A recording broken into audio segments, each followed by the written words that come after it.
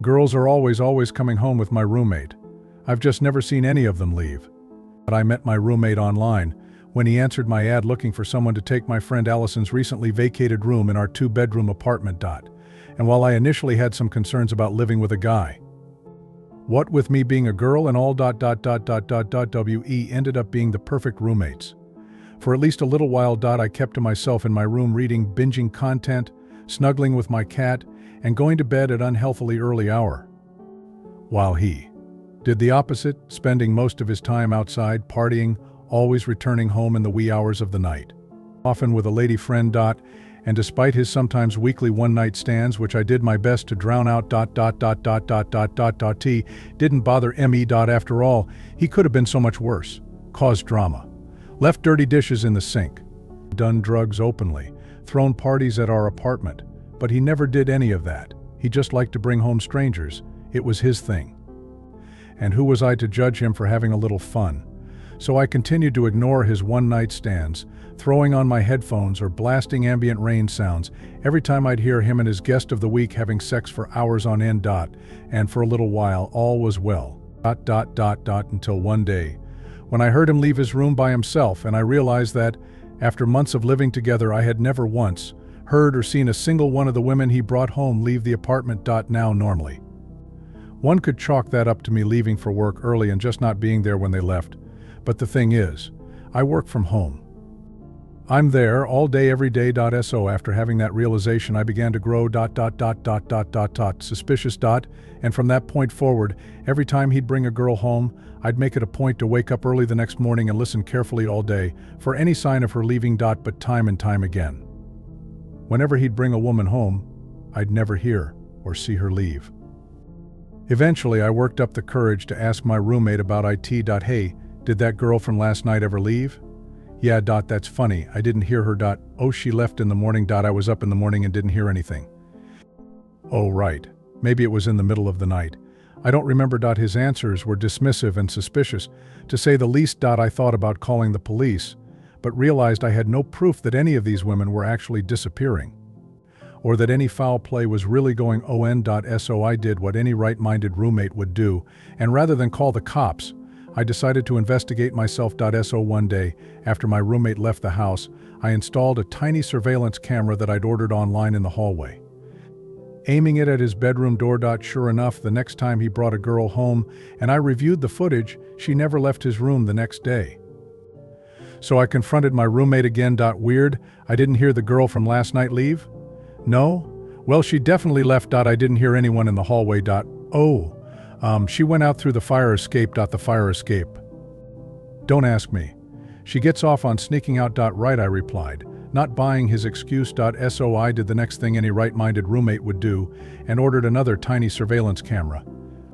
This time aiming it at the fire escape. And sure enough, the next time he brought a girl home and I reviewed the footage from both cameras, neither one captured the girl exiting his room. Left with no clues, I decided to forget about the mystery altogether. Once again donning a pair of headphones or turning up my speaker whenever my roommate would have someone over. Until one night, when I just so happened to fall asleep without any music, and heard screaming coming from his room. And not like sex screaming, like someone getting killed screaming. Knock. Knock. My roommate opened the door, shirtless and annoyed. What's up? Everything okay in there? I heard screaming. That's embarrassing. We were just, I'll tell her to keep it down. I tried to peek in to see if the girl was all right, but before I could look over his shoulder, he had already shut the door. And once again, I never heard her leave the next day. So later that week, I waited for my roommate to leave the house and snuck into his room.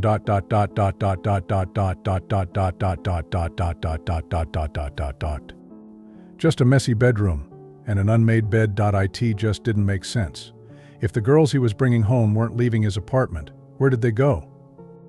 But ultimately, I resolved to give up my investigation again, reasoning that I must have been overlooking something obvious that could explain it all away. Until one night, when my roommate came home pissed drunk by himself while I was in the kitchen.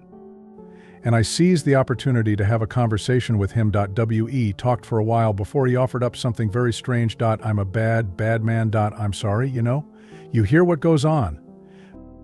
What goes on? I'm not following you. I'm not a good person. Oh, come on. Yeah, you are. No, I'm really not. I have a problem. A problem? Like a sex addiction? No, something else? What else? Well, if I told you, I'd have to kill you. I laughed nervously, waiting for him to crack a smile. It never did. Instead, he removed a knife from the kitchen cabinet and placed it against my neck. I swear, if you keep asking about the girls I bring home, I'll kill you too. My heart stopped, my palms started sweating, and I grew short of breath. As I waited to see what he'd do next. He simply turned around, walked to his bedroom, and closed the door behind him. I could barely sleep that night. And the next morning, I packed my bags and moved out. I know in that moment I should have called the police or told someone, anyone. But for whatever reason, maybe trauma or fear, I didn't. I simply found a new place in another borough of the city and tried to start anew. But no matter how hard I tried to forget what I'd experienced in that apartment, I couldn't help but wonder, where did all of those girls go? What had he done to them? And most importantly, what had he done with them? Still obsessed with the mystery, I sometimes even found myself watching through the footage from the 2 security cameras I had installed in the apartment, hoping that I'd see a girl leave his room or crawl out of his window and down the fire escape. But once again, I came up empty-handed and emotionally exhausted, decided I had no other choice but to block it all away. Weeks became months. Months became years, and I finally found myself forgetting about what I'd heard in the apartment. Till last week, when I matched with my old roommate on a dating app. I'm not exactly sure how it happened. I must have just swiped on him accidentally. But all I know is he left me a message. Hey, been a while. Miss having you around the apartment. To be honest, I had a crush on you back then. Let me know if you'd want to come back over sometime. My hands began to shake as I read the message and considered my options. Finally, after all these years, report him to the police. Unmatch him. Dolly. Visit him and find out once and for all what's really going on over there. And no matter how hard I tried to resist the last option, I felt compelled to return to my old apartment, and the next day found myself standing in his bedroom as he closed the door behind us.we, spent the first hour or two watching a movie, during which time it became very obvious, as I had expected, that he intended to sleep with me. But when I made it clear that I had no interest in sex, he got frustrated and moved his agenda along. Want to see the roof? The roof? In all my years living in the apartment, I had always been under the impression that no one in the building had access to it. Apparently I was wrong.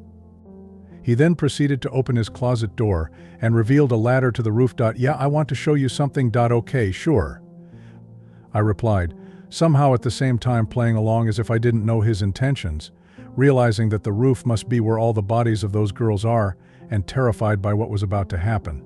But I had to find out. A few minutes later, I climbed up the ladder and onto the roof. To find nothing yet again. Just an empty rooftop. It just didn't make sense. I was sure that the girls would be up there. I looked out at the skyline of the city, unable to not compare its striking beauty with the horror that was sure to unfold. Beautiful view. Oh, that's not what I wanted you to see, he replied, as he walked over to the side of the building and gestured for me to follow. Take a look. There, between my old apartment building and the neighboring one, was a square fence, separating us from the space between the buildings. I walked over to the edge and looked down, careful to keep an eye on him in my peripherals, and sure enough, saw it. The very answer to the mystery. A hollow brick shaft with no windows that went straight to the ground, 4 stories below. And at the bottom. Were the countless bodies of the women that my roommate had brought home, stacked on top of each other.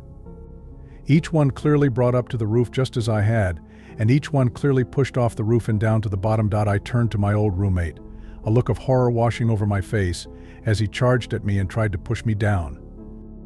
We grappled for what felt like minutes as I teetered on falling off the edge, struggling to grip onto the edge of the building. But what he didn't know is that I had come prepared. Suddenly, blood started spraying out of his body. As I removed the very steak knife he had once threatened me with. He gave me a look of surprise, as if he had never, in his wildest dreams, expected that one of the women he brought up to the roof would ever be capable of putting up a fight, let alone putting an end to it all. He was wrong. I simply looked on, as he clenched his wounds and took a few steps back. Tumbling down the shaft between the buildings and landing at the bottom, his body splattering beside the mound of his victims. I stood there, frozen and shaking, terrified by what I had encountered, but at the same time relieved to have discovered where all those women had gone. I called the police immediately. But the thing about my roommate was, it turned out he was the son of a very rich politician. And the thing about the sons of very rich politicians is, no matter how much evidence there is against them, sometime their crimes can just disappear. So when the police recovered the bodies, it was no surprise that no mention of what had happened was ever reported or published in the news. So here I am, the sole survivor of my roommate's killing spree, and the only one with any knowledge of what happened to all those women. Left with only my memory, my words, and the hope that someone will believe me.